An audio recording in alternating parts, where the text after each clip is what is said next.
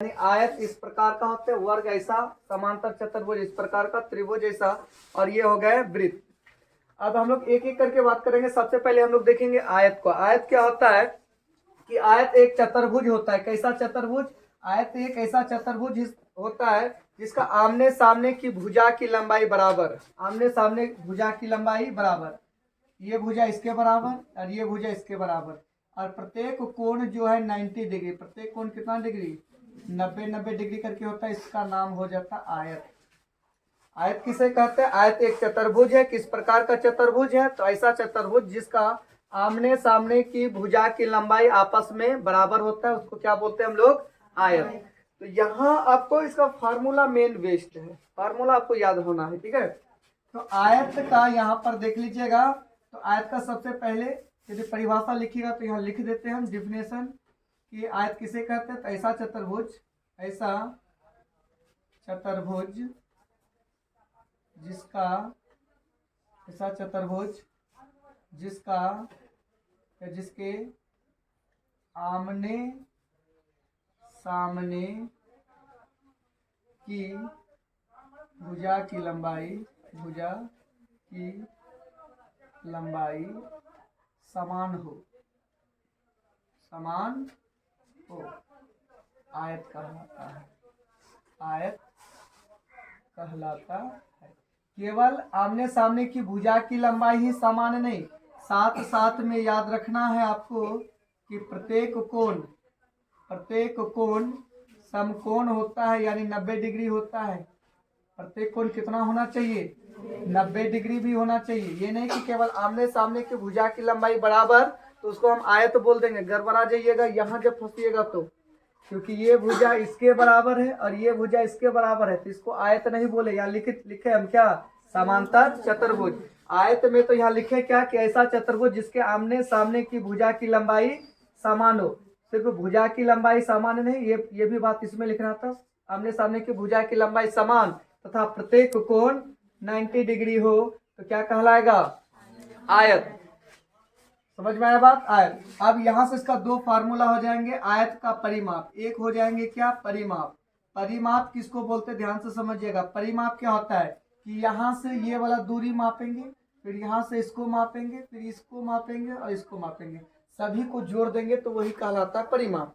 तो यहाँ समझिएगा, ये जितना है उतना ये भी तो है, यानी जो सबसे अधिक है इसको बोलते हैं लंबाई, इसको क्या बोलते हैं? चौड़ाई। फिर इसको क्या बोलेंगे? लंबाई। फिर ये क्या हो जाएगा? चौड़ाई। यानी परिमाप में हम लोग बोल सकते हैं कि लंबाई, लो से लंबाई जोड़ चौड़ाई को जोड़ेंगे, इधर इसको जोड़ेंगे, फिर इसको जोड़ेंगे, फिर लंबाई जोड़ेंगे, फिर क्या जोड़ेंगे? लंबाई, फिर क्या जोड़ेंगे? चौड़ाई। अब देखिए लंबाई कितना बार आया? 2 बार, तो 2 लंबाई हो गया। चौड़ाई कितना बार आया? 2 बार, तो 2 चौड़ाई हो गया। और यहाँ 2 कॉमन, दोनों में 2 है ना, दोनों में 2 यहाँ कॉमन ले लेंगे तो हो जाएगा क्या? लंबाई जोड़ चौड़ाई। बस यहाँ से यही फार्मूला आता है, आयत का परिमाप बराबर 2 गुने लंबाई जोड़ चौड़ाई की। क्लियर है? यहाँ तक समझ में आया? आयत का परिमाप बराबर क्या होता है? तो 2 गुने लंबाई जोड़ चौड़ाई। ये समझ में आया? आप देखिए किसी भी चित्र में यदि परिमाप निकालने के लिए देंगे तो कैसे निकाला जाएगा? जितना भुजा रहेगा ना तो सबको जोड़ देना। मान के चले कि ये आपको दिया 2, यहाँ से दिया 3, ये दिया 4, ये दिया 2 और ये दिया आपको 5। अब बोलेगा इसका परिमाप क्या होगा? तो परिमाप के लिए क्या काम कीजिएगा? इसको जोड़िएगा, 2 और 3 कितना हो गया? 5, 5 और 4 कितना हो गया? 9, 9 और 2 कितना हुआ? 11, 11 और 5 कितना हो गया? 16। ये सेंटीमीटर में होगा तो इस ये जो आकृति है तो इसका परिमाप कितना हो जाएगा? 16 सेंटीमीटर। समझ में आ रहा बात? किसी का भी परिमाप निकालने के लिए बोलेंगे भुजा में तो उसका जितना भुजा होंगे ना सभी भुजाओं का क्या कर देना है? योग कर देना, जोड़ देना है। क्लियर है यहाँ तक? अब ये हो गया परिमाप का फॉर्मूला। इसके बाद आपको पूछेंगे आयत का क्षेत्रफल। आयत का क्या पूछेंगे? आयत का क्षेत्रफल। आयत का क्षेत्रफल हो जाता है लंबाई गुणे चौड़ाई। क्लियर है यहाँ तक? लंबाई गुना क्या हो जाता है? चौड़ाई। ये हो गया आयत के बारे में इतना बात। अब हम लोग आते हैं वर्ग के बारे में। तो वर्ग और आयत एक ही जैसा है, थोड़ा सा अंतर है इसमें। एक फॉर्मूला और इसका लिख लीजिए, ये यदि इसको यहाँ से यहाँ तक खींच दिए तो इसको बोलते हैं विकर्ण। इसका नाम क्या हो जाता है? विकर्ण। तो इसका जब विकर्ण निकालने के लिए बोलेंगे, विकर्ण, ये भी लिख लीजिए, ये भी बढ़िया रहेगा। विकर्ण बराबर होता है अंडर रूट लंबाई स्क्वायर जोड़ चौड़ाई स्क्वायर। आयत का विकर्ण क्या हो जाता है? अंडर रूट लंबाई स्क्वायर जोड़ चौड़ाई स्क्वायर। विकर्ण, इसको क्या बोलेंगे? विकर्ण। और ये विकर्ण आपस में इसका बराबर होता है। आयत का विकर्ण आपस में क्या होगा? बराबर। ये जितना इधर होगा उतना ही इधर भी होगा। क्लियर है? आयत का खत्म हुआ।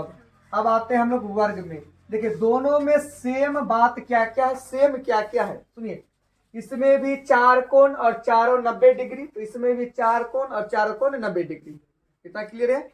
इसमें भी चार भुजा और इसमें भी कितने भुजा? चार भुजा। ये बात कॉमन है।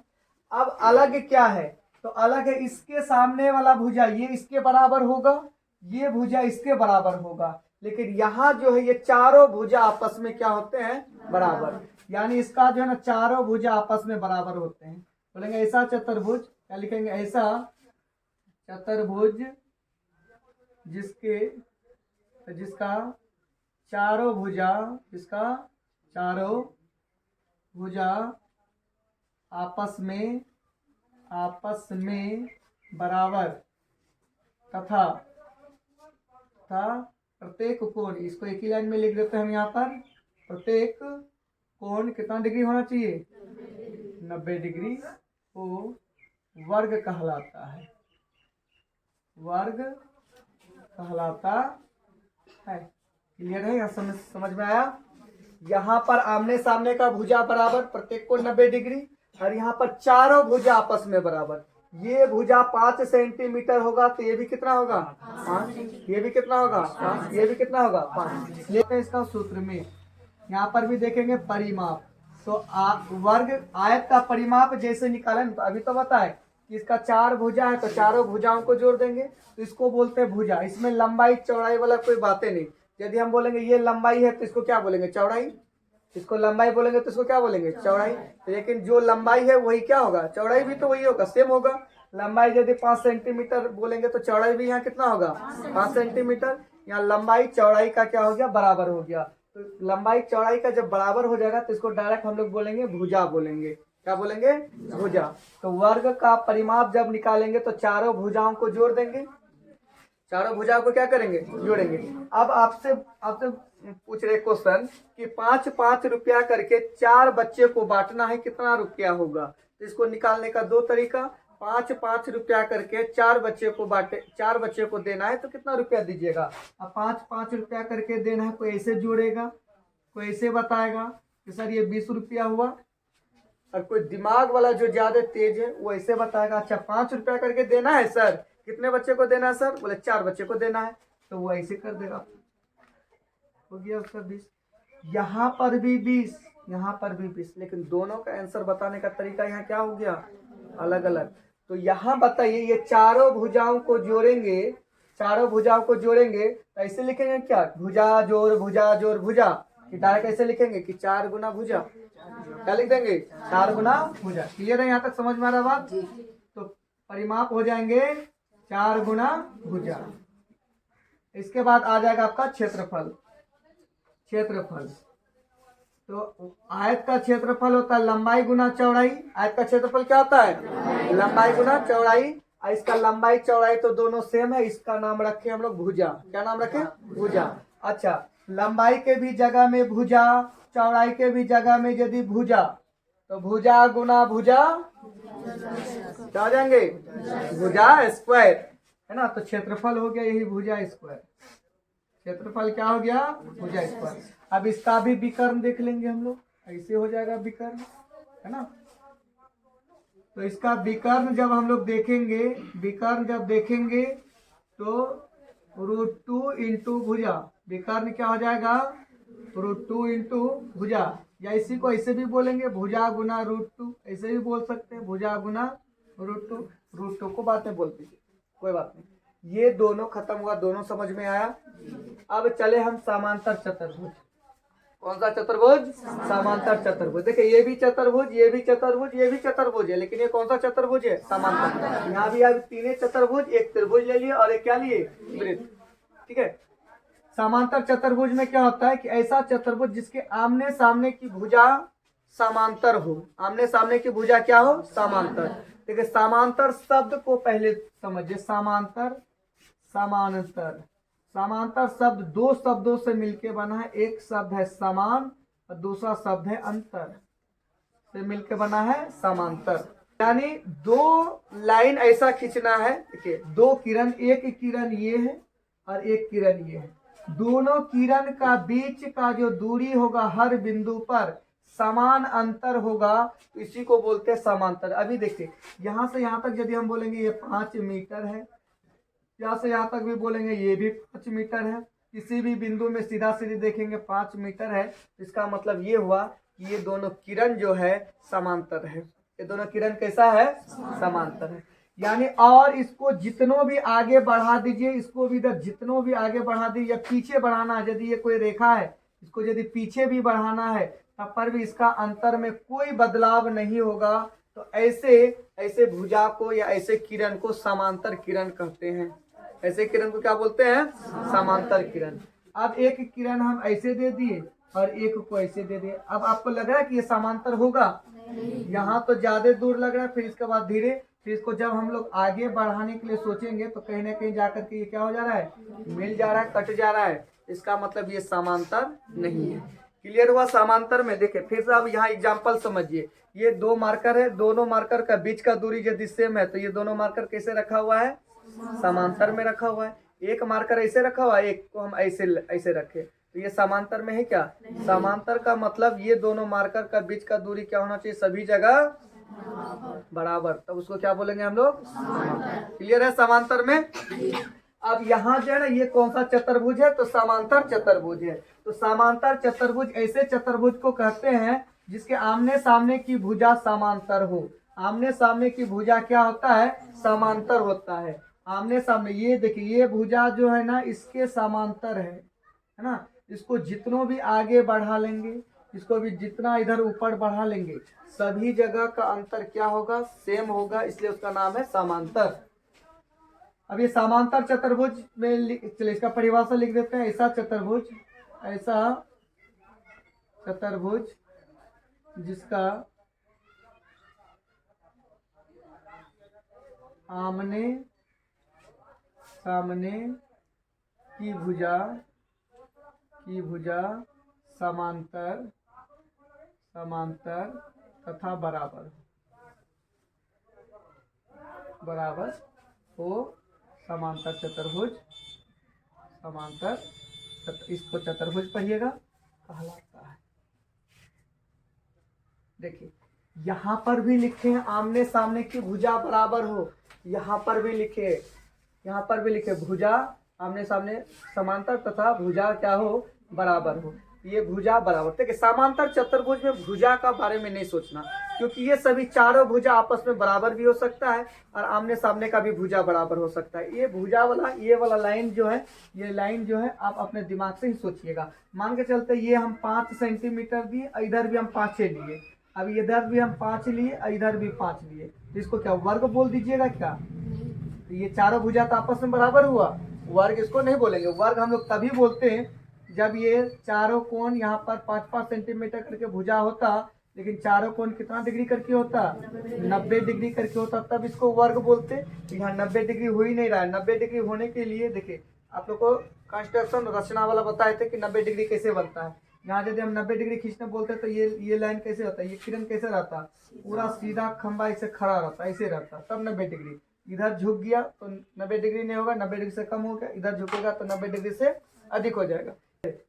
तो ये भुजा वाला बात को आप, लेकिन आमने सामने ये भुजा इसके बराबर होगा, ये भुजा इसके बराबर होगा, हो सके चारों भुजा भी आपस में बराबर हो जाएगा, अभी बता दिए।